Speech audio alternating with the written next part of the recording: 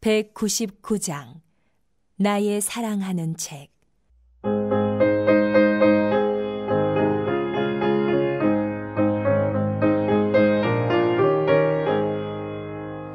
나의 사랑하는 책, 비록 헤어졌으나 어머니의 무릎 위에 앉아서 재미있게 듣던 말, 그때 일을 지금도 내가 잊지 않고 기억합니다. 귀하고 귀하다 우리 어머니가 들려주시던 재미있게 듣던 말이 책 중에 있으니 이 성경심이 사랑합니다. 옛날 용맹스럽던 다니엘의 경험과 유대 임금 다윗 왕의 역사와 주의 선지 엘리야 바람 타고 하늘에 올라가던 일을 기억합니다. 귀하고 귀하다 우리 어머니가 들려주시던 재미있게 듣던 말이 책 중에 있으니 이 성경심이 사랑합니다.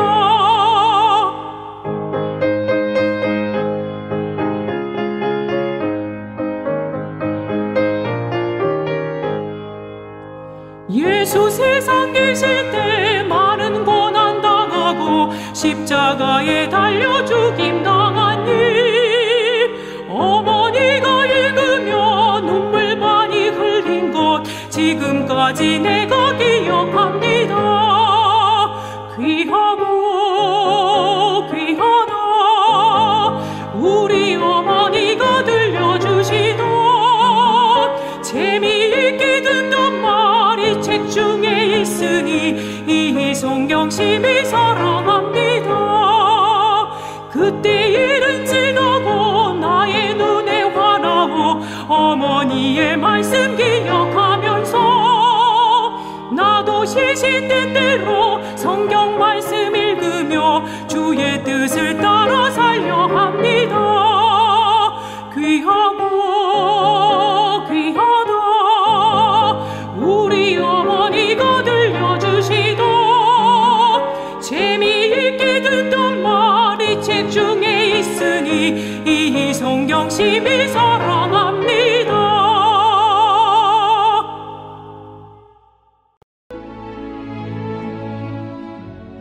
행위가 온전하여 여호와의 율법을 따라 행하는 자들은 복이 있으며 여호와의 증거들을 지키고 전심으로 여호와를 구하는 자는 복이 있도다. 참으로 그들은 불의를 행하지 아니하고 주의 도를 행하는도다. 주께서 명령하사 주의 법도를 잘 지키게 하셨나이다. 내 길을 굳게 정하사 주의 율례를 지키게 하소서. 내가 주의 모든 계명에 주의할 때에는 부끄럽지 아니하리이다. 내가 주의 의로운 판단을 배울 때에는 정직한 마음으로 주께 감사하리이다. 내가 주의 율례들을 지키오리니 나를 아주 버리지 마옵소서. 청년이 무엇으로 그의 행실을 깨끗하게 하리이까? 주의 말씀만 지킬 따름이니이다. 내가 전심으로 주를 찾았사오니 주의 계명에서 떠나지 말게 하소서. 내가 주께 범죄하지 아니하려 하여 주의 말씀을 내 마음에 두었나이다. 찬송을 받으실 주 여호와여, 주의 율례들을 내게 가르치소서. 주의 입의 모든 규례들을 나의 입술로 선포하였으며 내가 모든 재물을 즐거워함같이 주의 증거들의 도를 즐거워하였나이다. 내가 주의 법도들을 작은 소리로 읊조리며 주의 길들에 주의하며 주의 율례들을 즐거워하며 주의 말씀을 잊지 아니하리이다. 주의 종을 후대하여 살게 하소서. 그리하시면 주의 말씀을 지키리이다. 내 눈을 열어서 주의 율법에서 놀라운 것을 보게 하소서. 나는 땅에서 나그네가 되었사오니 주의 계명들을 내게 숨기지 마소서. 주의 규례들을 항상 사모함으로 내 마음이 상하나이다. 교만하여 저주를 받으며 주의 계명들에서 떠나는 자들을 주께서 꾸짖으셨나이다. 내가 주의 교훈들을 지켰사오니 비방과 멸시를 내게서 떠나게 하소서. 고관들도 앉아서 나를 비방하였사오나 주의 종은 주의 율례들을 작은 소리로 읊조렸나이다. 주의 증거들은 나의 즐거움이요 나의 충고자니이다. 오늘은 시편 119편을 함께 살펴보고자 합니다.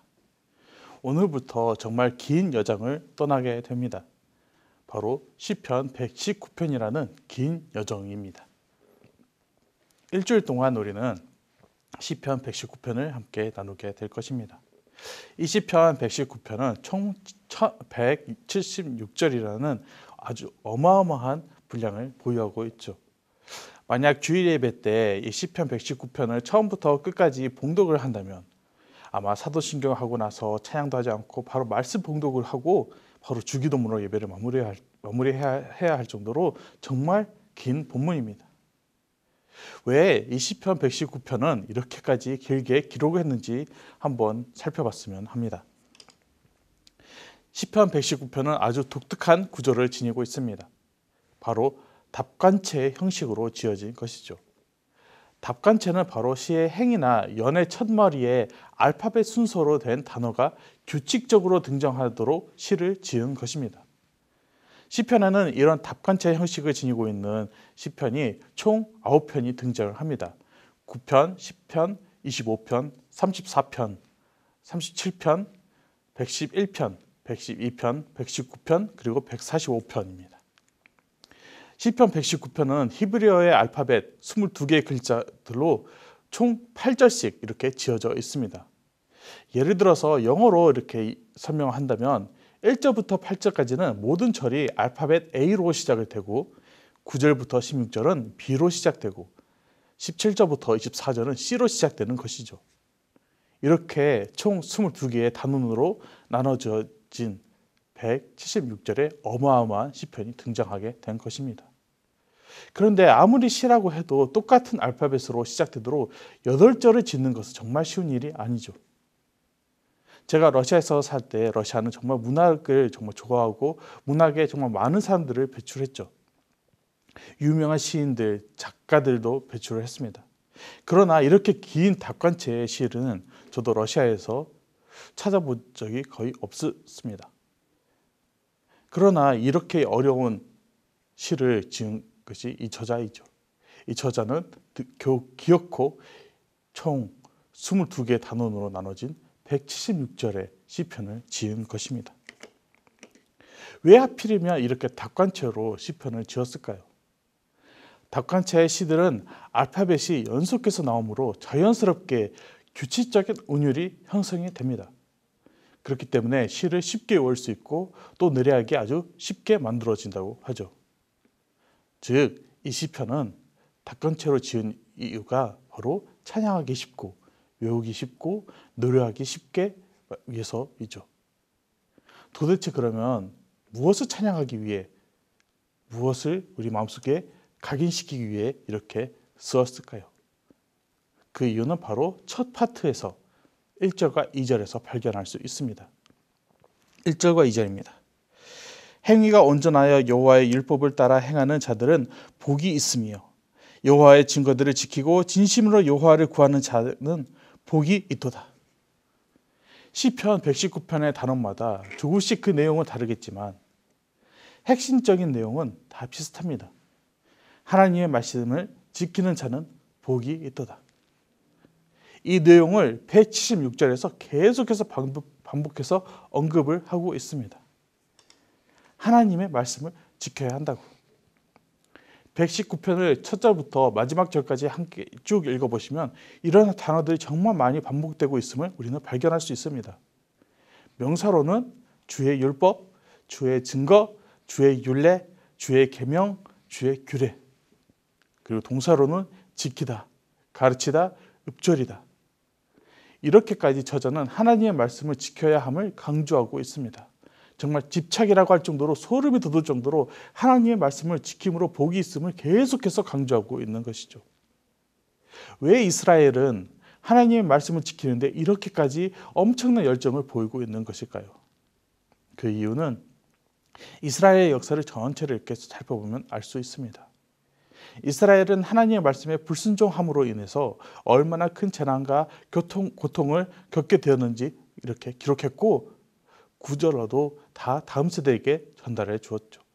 그리고 반대로 하나님의 말씀에 순종했을 때 하나님께서 어떻게 그들을 인도하였고, 어떤 복을 내려주셨고, 어떤 은혜를 베풀어 주셨는지도 다 기록을 했고, 그들의 자녀들에게도 다 설명해 주었습니다. 그렇기 때문에 이스라엘 백성들은 하나님의 말씀을 지키는데 목숨을 걸고 있는 것입니다. 간단한 예로 모세를 한번 살펴보겠습니다. 모세는 자신의 죽음을 앞두고 이스라엘 백성들에게 설교를 합니다.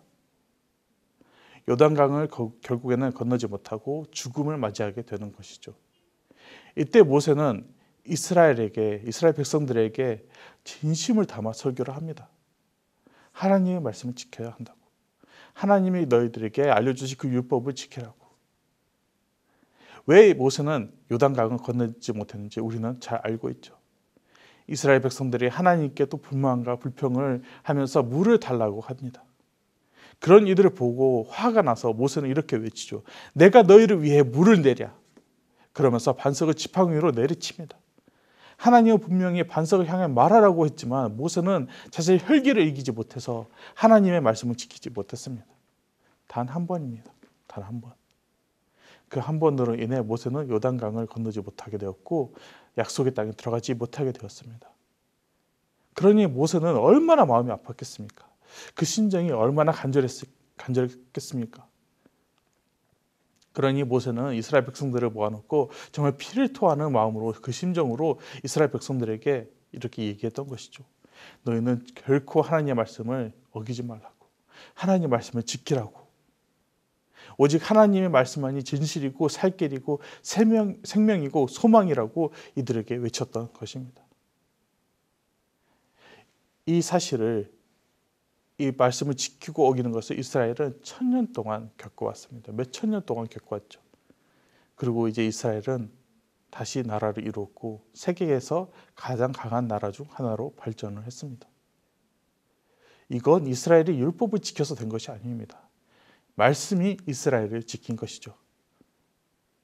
하나님이 이스라엘을 지켜주셨기 때문에 이스라엘이 이렇게 장성한 것이죠. 최근에 신학원에서 이제 설교를 들으면서 박철환 교수님께서 이런 설교를 하셨습니다. 계란의 껍질도 그 안의 내용물만큼 중요하다. 그 설교 내용을 여기에 적용하다면 내용물은 하나님 은혜이고 껍질은 말씀이라고 할 수 있죠. 하나님 은혜 중 은혜 정말 중요합니다. 그런데 우리의 행실이 최악이고 우리가 하나님을 거부하고 하나님의 말씀을 지키지 않는다면 은혜가 이루어질까요? 우리가 말씀을 지키지도 않으면서 하나님을 바라보지도 않으면서 우리가 하나님의 은혜를 계속해서 바라는 것이 과연 옳은 행동일까요? 말씀을 지키는 것 또한 하나님의 은혜만큼 정말 중요한 것임을 우리는 알고 있습니다. 오늘의 본문을 살펴보면 저자는 이렇게 고백하는 것을 발견할 수 있습니다. 여호와 하나님의 말씀을 지킴으로 내가 부끄럽지 아니하고 정직하고 주께 감사하며 행실이 깨끗해지고 마음이 즐거워진다 고백하고 있습니다. 그리고 설령 말씀을 지킴으로 인해서 마음이 상한다 하여도, 내가 더 힘든 상황에 처한다 하여도 주의 증거는 나의 기쁨임을 고백하고 있는 것이죠. 사랑하는 성도 여러분, 이제 우리 스스로에게 한번 질문해 봤으면 합니다. 우리는 과연 말씀을 이렇게 여기고 있는지, 말씀이 이렇게 소중하게 여기고 있고 사모하고 있고, 말씀이 정말 꿀보다 달콤하고 억만 금화보다 더 소중한지 한번 우리 스스로에게 질문해 봤으면 합니다. 우리의 자녀들, 다음 세대 아이들이 말씀을 지킬 때 또는 지키지 않을 때 우리들의 마음은 다 동일합니다. 말씀을 잘 지키는 아이들에게는 우리는 그래, 그렇지, 그게 맞은 행동이야. 하나님께서 너에게 복을 주실 거야. 하나님께서 너를 인도하실 거야. 너와 항상 함께 하실 거야. 그러니 낙심하지 말고 기뻐하며 살아가자. 우리 말씀 안에서 은혜를 누리며 나아가자. 아무리 어렵고 힘들어도 하나님을 바라보자 하며 우리는 아이들을 격려하고 칭찬하고 함께 기뻐합니다. 하지만 반대로 말씀을 읽지도 않고 지키지도 않는 아이를 보면 우리는 탄식을 하고 슬퍼합니다. 그리고 걱정까지 하죠. 저러면 안 되는데, 하나님이 지금 보고 계시는데, 하나님이 슬퍼하시는데, 하나님의 말씀이 우리 삶을 인도하시는데, 보호해 주시는데, 말씀이 정말 중요한데 저걸 지키지 않으면 정말 위험한데 하면서 우리는 걱정합니다. 이렇게 우리는 말씀의 중요함을 너무도 잘 알고 있습니다. 그러나 잘 안다는 것이 잘 지킨다는 것은 아닌 것 같습니다. 이번 설교를 준비하면서 정말 다시 한번 제 삶을 돌아보게 되었습니다. 잘 안다고 잘 지키는 것이 아니라는 것. 하지만 잘 알기 때문에 잘 지켜야 하는 것은 확실합니다. 잘 알면서도 지키지 않는 것이 정말 더 최악의 행동이죠. 통곡할 일이고 슬퍼해야 할 일입니다. 하나님은 지금 우리를 바라보고 계십니다. 이렇게 새벽을 깨워 하나님께 나온 우리를 보고 정말 기뻐하고 계십니다. 하나님은 시편 저자를 통해 119편을 통해 우리에게 말씀하십니다. 말씀을 지키라고. 아마 성경에서 가장 긴 잔소리일 것입니다. 하나님은 이 시편 19편이라는 가장 긴 잔소리를 통해 가장 간단한 메시지를 우리에게 던지고 계십니다.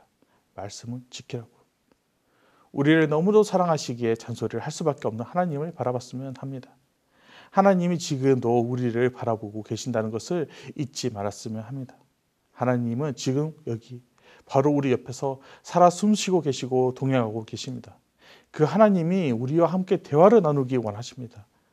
하나님의 음성을 우리가 듣기를 원하십니다. 우리가 말씀을 지켜 하나님의 놀라운 은혜를 누리기를 바라고 계십니다. 이렇게 간절한 마음으로 우리에게 다가오시는 하나님을 우리 또한 간절한 마음으로 찾아가기를 간절히 소망합니다. 기도하겠습니다.